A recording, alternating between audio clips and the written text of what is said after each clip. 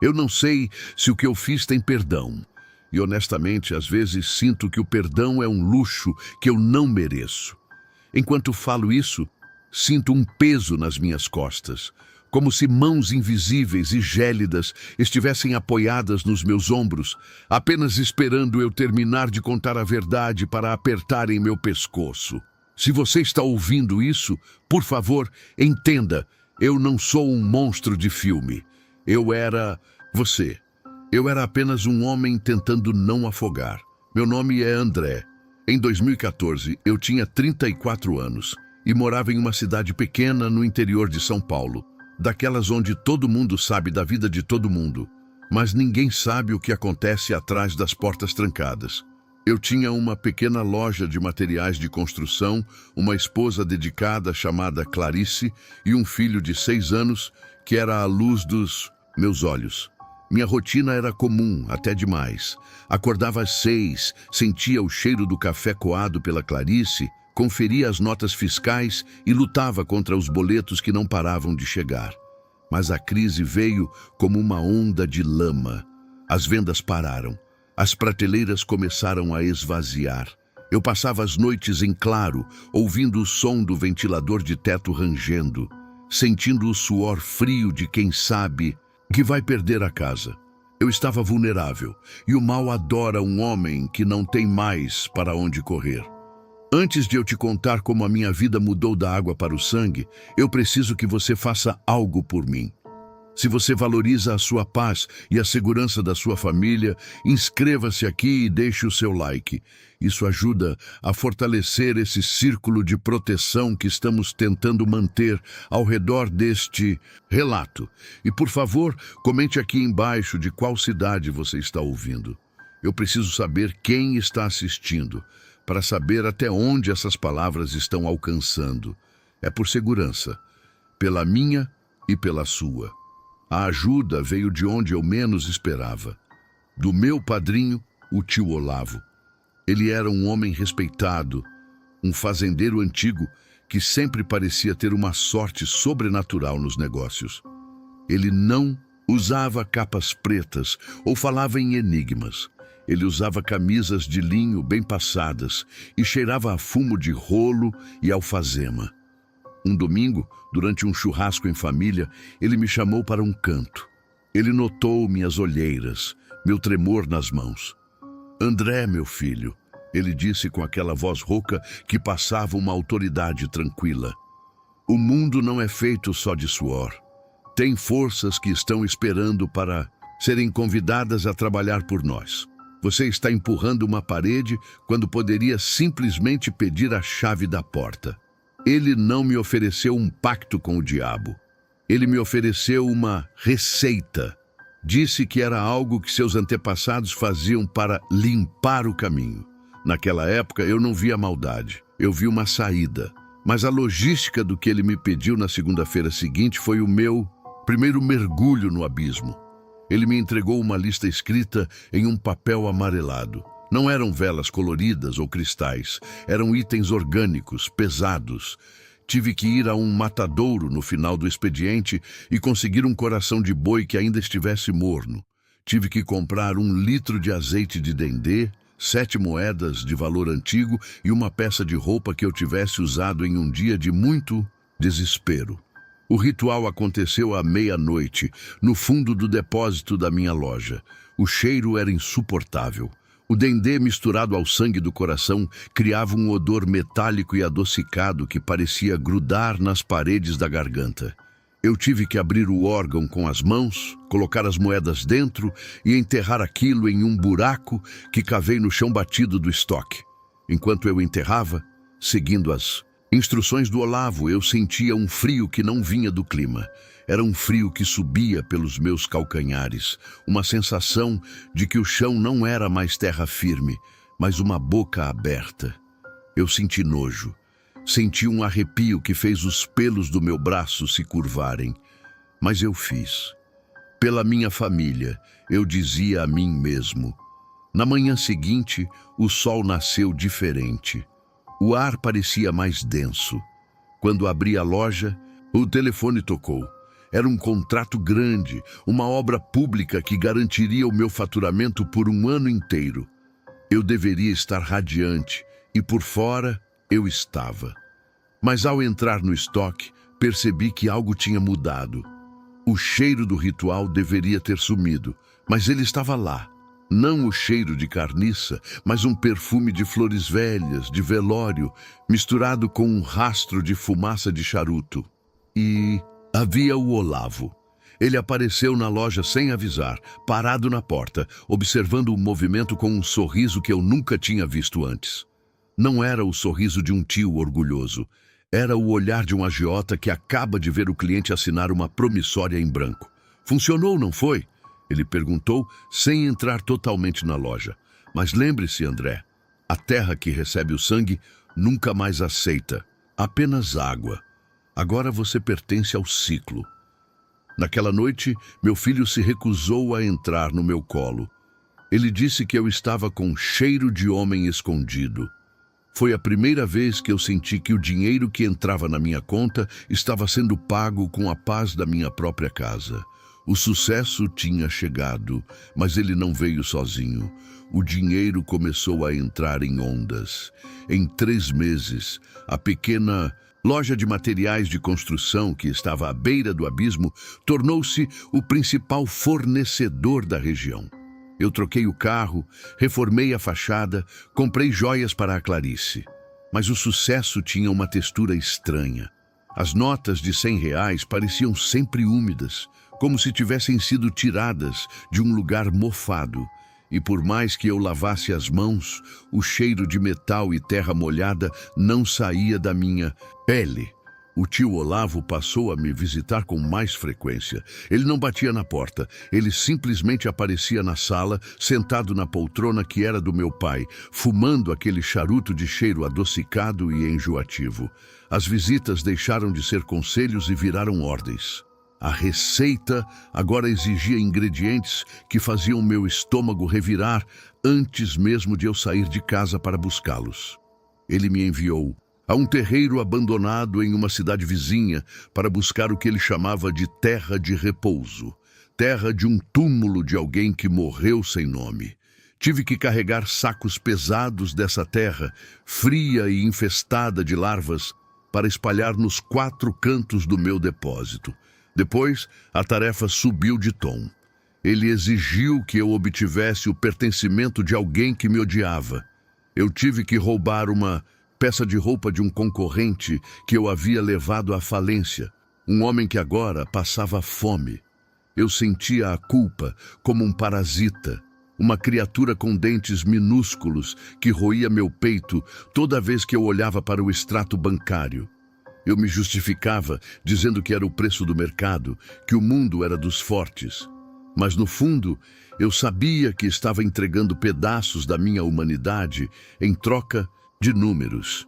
A minha casa, antes o meu refúgio, tornou-se um território hostil. A atmosfera mudou de um jeito que a ciência não explica. A temperatura nos quartos caía bruscamente às 3 da manhã. E o silêncio não era mais pacífico. Era um silêncio carregado, como se o ar estivesse cheio de pessoas invisíveis, prendendo a respiração. A Clarice começou a ficar doente. Ela tinha olheiras profundas e dizia que toda vez que ia limpar a cozinha, sentia um cheiro de carne podre vindo debaixo do assoalho. Eu cheguei a arrancar as tábuas, mas não havia nada lá embaixo, a não ser a terra preta e o vazio. Meu filho, o pequeno Léo, parou de brincar. Ele ficava horas sentado no canto do quarto, olhando fixamente para o guarda-roupa. Uma noite, eu o encontrei sussurrando para o nada. Quando perguntei com quem ele falava, ele me olhou com olhos que não pareciam de uma criança e disse: "O senhor de camisa de linho diz que você prometeu que eu seria o próximo ajudante dele." Meu sangue congelou. O Olavo nunca tinha ficado sozinho com o meu filho. Você já sentiu isso? Aquele arrepio súbito que sobe pela espinha sem motivo aparente? Ou a sensação nítida de que algo passou rápido pelo canto do seu olho enquanto você está sozinho na sala? Se você está sentindo esse peso agora, não ignore. Inscreva-se neste canal agora como um voto de coragem. É a sua forma de dizer que você não aceita essas sombras. Estar aqui, ouvindo e se protegendo, é o que mantém a luz acesa contra o que o tio Olavo e os donos do mundo querem de nós. O isolamento foi a minha maior prisão. Eu tinha o dinheiro para levar minha família para jantar nos melhores lugares, mas eu não conseguia comer. A comida tinha gosto de cinzas. Eu olhava para a Clarice e queria gritar, contar que tudo aquilo era fruto de uma logística macabra no fundo do galpão, mas a voz morria na garganta. Era como se houvesse uma mão invisível apertando meus pulmões toda vez que eu tentava ser honesto. O único com quem eu conseguia falar era o Olavo. Ele era o único que conhecia o meu segredo, e ele usava isso para me trancar em um abismo onde só ele era a corda. "Você está indo bem, André?" ele disse em uma tarde de chuva, enquanto as goteiras da minha loja, estranhamente, pingavam um líquido escuro e viscoso. "Mas a terra está com sede de novo. O que você deu até agora foi só o sinal. Agora, precisamos de algo que prove que você não tem volta." Ele me entregou um pequeno frasco de vidro preto e uma localização. Era um abrigo de animais de rua na saída da cidade. A tarefa era simples e devastadora. Eu deveria misturar o conteúdo do frasco na água dos animais e observar até o último minuto. "É o sacrifício da inocência", ele sussurrou. "Para o seu comércio nunca mais fechar, algo que não tem pecado precisa ser entregue." Eu fui.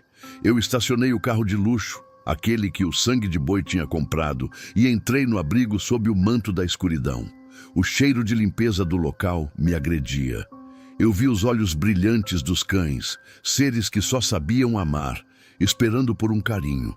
Com as mãos tremendo, eu despejei o líquido. Era um veneno espiritual e físico, algo que não apenas parava o coração, mas parecia sugar a luz dos olhos daqueles bichos.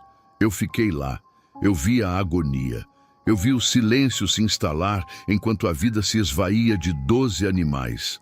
O impacto visual daquele rastro de morte causado pelas minhas mãos quebrou algo dentro de mim que nunca mais foi colado. Eu saí de lá vomitando, sentindo que minha alma estava coberta por uma graxa preta que nenhuma água no mundo poderia limpar. Quando cheguei em casa, o tio Olavo estava sentado na minha varanda no escuro. Ele não disse nada. Ele apenas apontou para a janela do quarto do meu filho. No vidro embaçado pelo frio, havia a marca de uma mão pequena, mas com dedos longos demais para serem humanos, desenhada por dentro da casa. Eu tinha cruzado a linha, eu tinha dado a prova de que era capaz de qualquer atrocidade pelo sucesso. E foi ali, naquele silêncio mortal da madrugada, que eu percebi. Eu não era um parceiro do Olavo. Eu era o próximo item da lista dele. E o preço final ainda nem tinha sido cobrado. O silêncio que se seguiu à minha recusa foi o som mais aterrorizante que já ouvi em toda a minha vida. O tio Olavo não gritou, ele não se transformou em uma besta, nem as lâmpadas da varanda estouraram. Ele simplesmente parou de balançar a cadeira. O charuto dele, que sempre soltava uma fumaça densa, parecia ter apagado no exato instante em que eu disse não. Ele ficou me olhando por o que pareceram horas, mas foram apenas segundos. Havia uma piedade gelada naqueles olhos de vidro. Ele se levantou devagar, limpou uma fuligem invisível da camisa de linho e deu um passo para fora da varanda, sumindo na escuridão do jardim. Antes de desaparecer por completo, ele parou e disse, sem se virar: "Então aprenda a lidar com as consequências da sua escolha, André. A mão que sustenta é a mesma que solta." E ele soltou. Naquela mesma noite, o mundo que eu tinha construído sobre alicerces de ossos começou a desmoronar. Não foi uma explosão, foi um apodrecimento rápido e silencioso. Primeiro veio a exaustão. Assim que o Olavo saiu, senti como se todos os meus músculos tivessem se transformado em chumbo. Eu caí no sofá, incapaz de mover um dedo, enquanto meu coração batia em um ritmo frenético e irregular. Eu tentava puxar o ar, mas o oxigênio parecia não alimentar meus pulmões.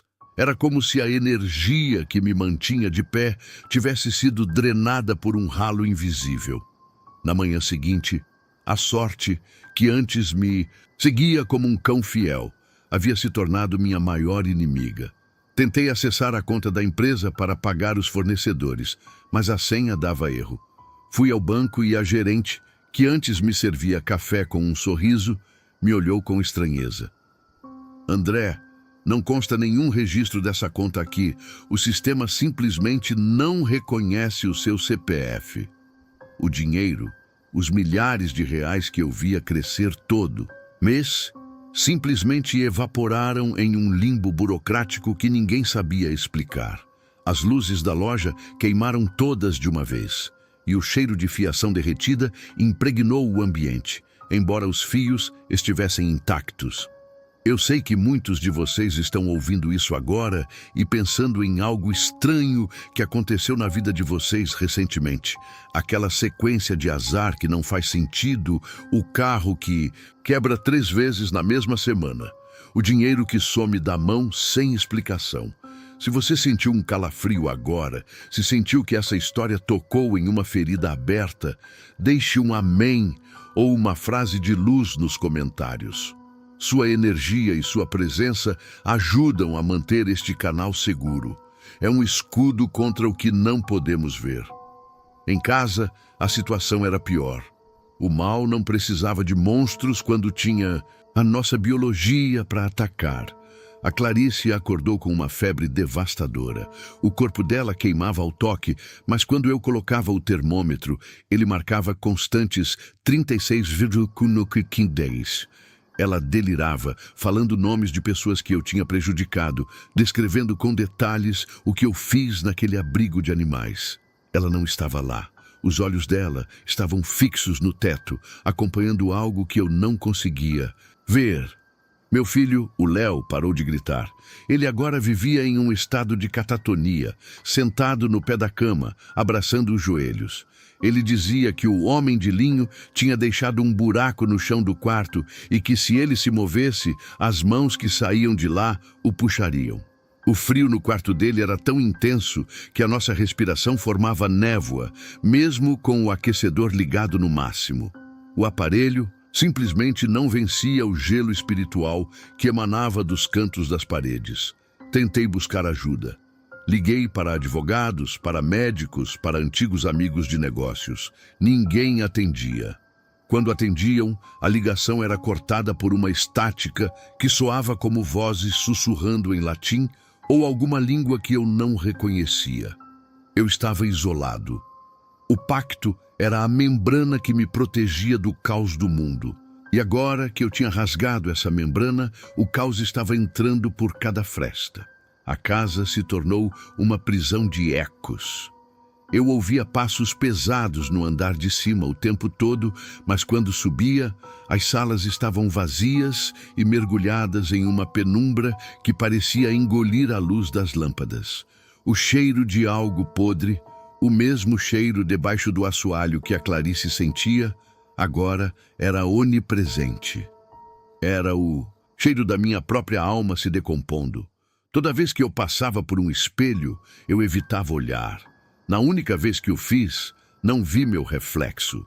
Vi um homem murcho, com a pele acinzentada, cercado por dezenas de sombras sem rosto que o observavam com uma fome silenciosa. Eu percebi, com um desespero que me fazia querer arrancar a própria pele, que o Olavo não tinha levado nada embora. Ele apenas tinha retirado o véu. O que eu estava vivendo agora era a realidade nua e crua de quem vendeu o que não lhe pertencia.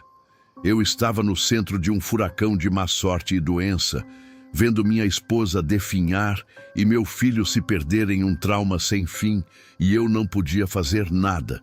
As portas do mundo físico haviam se trancado. Eu não era mais um empresário de sucesso. Eu era uma carcaça sendo devorada por forças que eu mesmo convidei para o jantar. Eu estava no escuro, e o pior de tudo é que eu sabia que o tio Olavo estava em algum lugar, sentado em sua poltrona, esperando eu implorar para voltar. Mas eu sabia que se eu voltasse, o preço não seria mais dinheiro. O preço seria o que restava do meu filho. Eu sabia que não venceria aquela guerra sozinho. Minha carne estava fraca e minha mente já não me pertencia por completo. O desespero me levou a uma pequena igreja de tijolos aparentes na periferia da cidade, um lugar que eu costumava olhar com desprezo do alto do meu carro de luxo. Entrei lá arrastando os pés, carregando o peso de 1000 correntes invisíveis. O pastor, um homem de mãos calejadas e olhos que pareciam ler o que estava escrito no avesso da minha alma, não me pediu dízimo, nem perguntou meu nome. Ele apenas me olhou e disse: "Você trouxe a morte para o seu jantar, e agora ela não quer ir embora." O que se seguiu não foi uma cena de cinema com luzes celestiais, foi um expurgo. Foram 3 dias e 3 noites trancado naquele salão pequeno, onde o ar parecia ter a densidade do chumbo. Cada oração, cada clamor daquela pequena congregação era como um bisturi rasgando minha pele.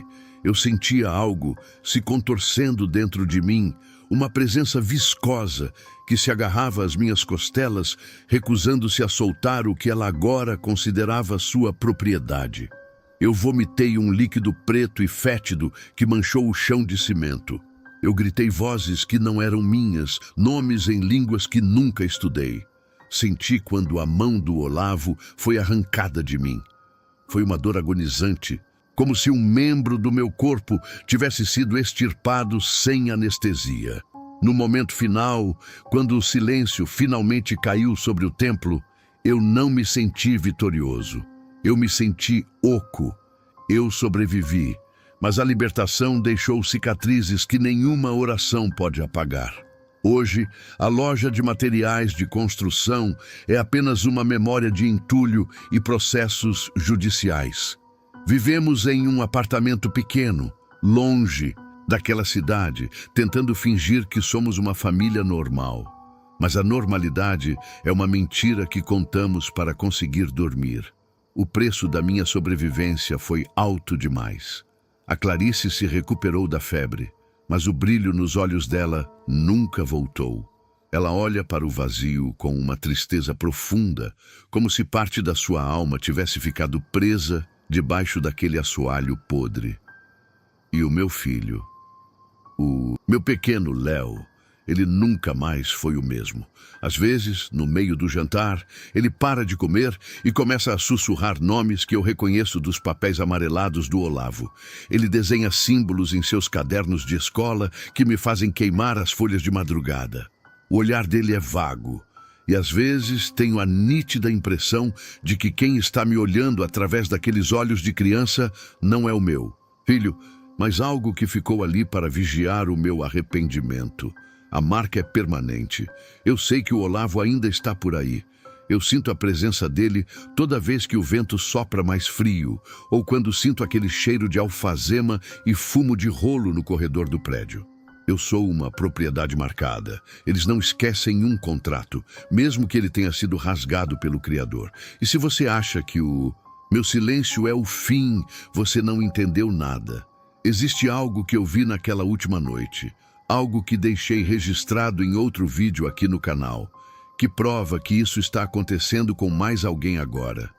Uma linhagem que não para em mim. Se você tiver coragem de ver o que acontece quando a porta se abre por completo e o que o meu padrinho estava realmente escondendo naquela fazenda, assista ao relato que deixei no final deste vídeo. Mas esteja avisado, depois de ouvir aquilo, não há mais volta. O conhecimento é uma armadilha.